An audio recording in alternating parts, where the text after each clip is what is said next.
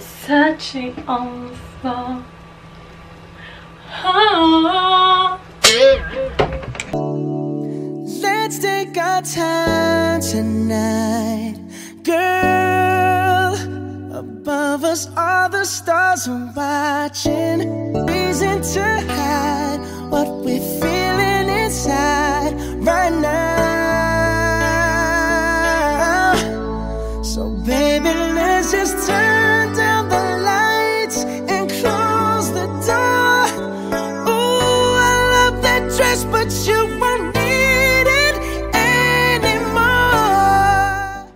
Hi guys! Welcome back to my channel. So in today's video, very chill video lang tayo ngayon kasi medyo nagmamadali ako. And kailangan ko lang mag-film kasi puro na vlogs yung ina-upload ko. So I'm just gonna get ready in front of you guys and ipapakita ko lang sa inyo yung mga lagi kong ginagamit the past few days. The past few days, actually, wala namang bago. As in, wala naman talagang super bago sa ginagamit ko. Pero ipapakita ko lang sa inyo yung everyday makeup ko for the past few days. Magsimula na tayo kasi alam ko ang daldal ko. Kaya magsimula na tayo, you guys. Need it anymore.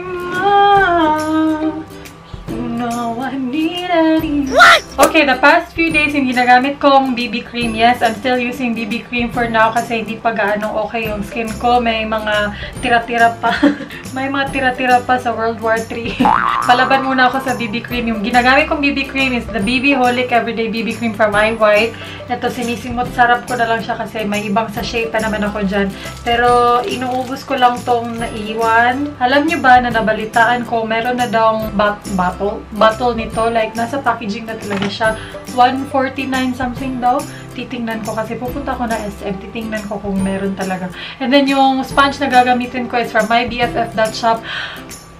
Wala akong masabi sa sponge na to. The best sponge. Nag-message ako sa owner ng myBFF.shop kung magkano tong sponge nila. Kasi may nabasa akong comment na tag $31 daw to sa website. Hindi po siya $31.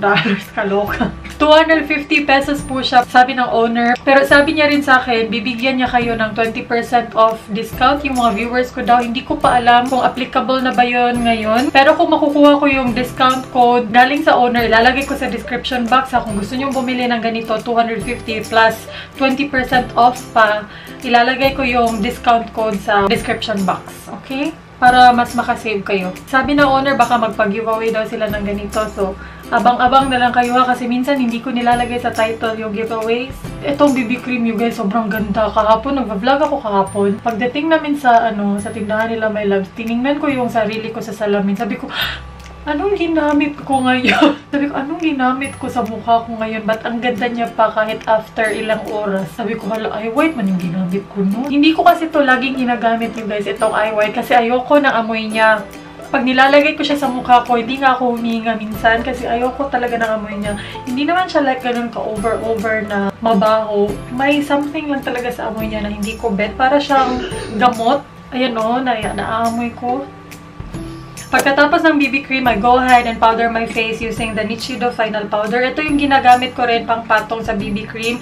Hindi ko naman siya binibake ng bongga-bongga. Hindi ko naman siya binibake ng over-over. Nilalagay ko lang talaga siya all over my face with a damp sponge pa rin. And then, I just leave it for a few minutes. Yan lang naman. Hindi naman ako over mag-bake talaga like 10 minutes. Hindi naman. So, ayan. After ko ilagay yung powder, i-blend ko agad yan. Hindi ko na siya pinapabayaan ng ilang minutes kasi okay lang naman sa akin hindi mag-bake as long as naka-powder ako. And malinis yung mga brushes ko. Nalabahan ko na sila. So, i-blend ko sila. Blend. Ayan, ganyan na yung itsura niya after blending the powder. Ang ganda, guys. Lalo na in person. Para siyang natural na coverage. Pero, parang may something. Ewan ko, nakaka-flawless pero natural. Tingnan yun. Mahirap. Yan talaga yung struggle ko, guys, yung pag-explain. Okay, before ako magkilay, let's go ahead and contour ng very light. Yung gagamitin ko is the Sleek Makeup Face Form Contouring and Blush Palette. Napakita ko na to sa haul. Super pigmented, pero, yung blush, kung malalaki talaga yung pores nyo, guys, lalo Lalo na dito, katulad ko, yung blush parang hindi siya ganoon ka-flattering tingnan kasi mas na-emphasize niya talaga. As in, totoo talaga yung mga sinasabi ng mga beauty gurus sa YouTube na kung marami kang pores or kung malalaki yung pores mo dito, huwag kang gumamit ng mga shimmery blush. Ang ganda ng blush. Parang you take risk. Yun bang tipong bahala na yung mga pores ko dyan. Bahala na basta makapag-blush on lang ako ng ganito kaganda. Yun na-feel ko. Na-emphasize niya ng over yung pores ko na sobrang laki dito sa mga pisngi ko. Pero ang ganda guys. Ang ganda ng blush na to. And yung highlight, nagamit ko rin yung highlight ng matte blush yung ginagamit ko. Ito yung tipong highlight na hindi siya ganun ka-shimmery. Natural siyang tingnan. So, gagamitin ko yung contour. Parang naparami. And the blush that I will be using is no surprise to you guys. Dadalhin ko to hanggang sa kabilang buhay. Ito yung Sassy Colors blush. Alam nyo na to you guys. Pupunta ako ng SM ngayon. Titingnan ko kung may ibang shades pa nito para hindi naman kayo maumay sa kakagamit ko nito. Gustong gusto ko kasi talaga to guys. Hindi nyo talaga ako masisisi kung lagi ko siya ginagamit kasi gustong gusto ko siya. Ayan na siya. Tapos super matte kaya very flattering. Tapos again, yung highlight na gagamitin ko is from the Sleek Highlighting Palette. And then, kukuha lang ako ng maliit na brush. Ayan, flat brush. And then, itong highlight. Then, lalagay ko siya on the top of my cheeks. Parang napaniki tutorials ako dito. Blinding highlight. Hindi, i-blend ko yan guys kasi alam niyo naman makintab na yung face ko. Natural. Natural na siyang makintab so hindi ko na kailangan ng over-over. Gusto ko i-try yung sa ColourPop kasi nire-rave din yun ng mga YouTubers sa labas. Magkikilay na ako. Yung gagamitin kong pangkilay is the BH Cosmetics Flawless Brow Trio Brow Defining Kit. Nakalimutan ko na. Sige na ko gamit sa Nichido. Nakalimutan ko na sobrang ganda ng pangkilay na to. So, I will be using it again. May kasama na siyang angled brush. So, ito yung gagamitin ko. And yung gagamitin ko is this wax right here. I-zoom ko kayo. Okay nga.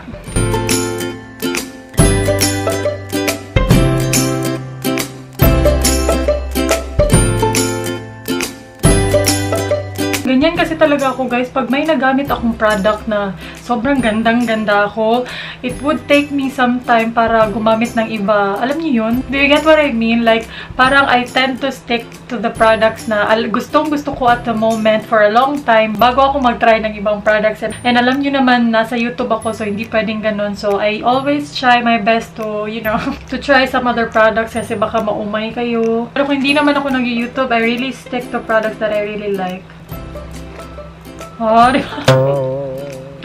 I love you. Kung nagtataka kayo guys, bakit ko fini-fill in yung inner corners, medyo panot kasi dyan. Yung inner corners ko wala gaanong buhok kaya kailangan ko talaga siyang i-fill in. Pero hinay ko naman siyang fini-fill like para hindi siya ganun ka-strong. Dito tayo sa kabila. Ayan, okay na yan. Kahit hindi yan pantay guys, okay lang yan. Pabayaan nyo na. Hindi ko siya siniset ng eyebrow powder. Siniset ko siya ng Nichido. Ewan ko kung may gumagawa rin ito. Pero abnormal lang siguro gumagawa nito. Pero siniset ko siya ng powder. Kasi nga oily ako guys. Everywhere, oily everywhere. Kaya siniset ko lahat ng dapat iset. Pati kilay. Siniset ko siya. Ginaganyan ko siya guys. Ayan. Siniset ko siya ng konti lang naman. As in, konting-konting powder lang. Yan. Tapos, pinapabayaan ko lang siya ng ilang minutes. And, i-blend ko siya. Ewan ko kung may gumagawa rin dito sa kanilang buhay. Pero ginagawa ko yan. Ayan. Tapos, pag biniblend, pinapat-pat ko lang. Ayan. Para hindi naman masira yung pinaghirapan kong kilay. Ayan. So, that's how my kilay looks like. With setting powder on. So, maglalagay ako ng konting-konting eyeshadow ha. Konti lang yun guys kasi pupunta na ako ng SM. Ayaw ko namang mag-over eyeshadow dun sa SM. So, yung gagamitin ko is this mauve color. Konti lang naman yung ilalagay ko. Pang ano lang, pang chuba ek-ek lang sa YouTube. For the sake of filming lang. Pero kung hindi naman ako nag-film, hindi ako naglalagay. Diretso na ako sa mascara. And then, ilalagay ko tong brown na ginamit ko sa baba.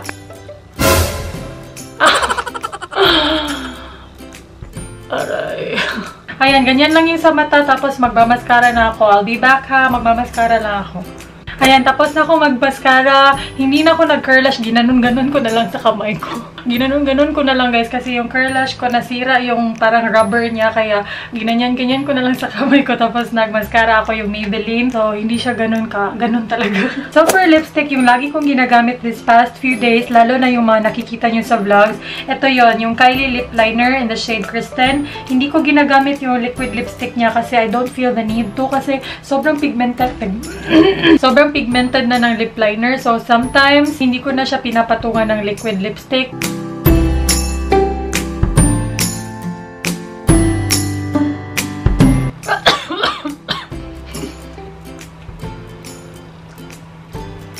Okay, so this is how our finished look looks like. Sobrang simple lang you guys, diba? Alam nyo naman ako, kung matagal na kayo sa channel ko, I tend to put on makeup as simple as I can. Lalo na pang everyday, hindi ako ganun ka may eyeshadow, hindi ako ganun ka eyeliner. Kaya minsan lang nyo lang akong nakikitang nagaganon. Pero guys, don't worry, gagawa ako ng makeup tutorial. Siguro mamayang gabi, gagamit ako ng lahat ng makeup products na kailangan gamitin para sa isang full face makeup. Like, lahat talaga, false lashes, full coverage foundation, concealer, gagamitin ko lahat. Yung parang pang formal events talaga, gagawa ako ng makeup tutorial about dyan. Kasi alam ko may mga nagko-comment sa inyo na gusto nyo itry ko yung full face makeup talaga, hindi yung simple. So yun, gagawin ko yan. Pero most of my makeup tutorials talaga simple lang. So wag nyo masyadong i-expect na gagawa ko ng maraming pack na tutorials ha. Kasi minsan guys, I always make sure na yung mga looks na ginagawa ko sa channel ko, yung madaling gayahin. Kasi yun din yung mga bet ko eh. And then pa fresh lang, pa bebe lang, mga ganun. So ayun lang, I hope you guys enjoyed watching this video kahit simple at madali lang. Pasensya na if wala gaanong energy si Chinkitita ngayon kasi yung ubo ko nandito na naman. Ewan ko. I know, nagpa-check up na ako pero andito na naman siya. Ewan ko, magpapa-check up ako ulit. So yun, magbababay na ako guys. Thank you guys so much for watching and I'll see you.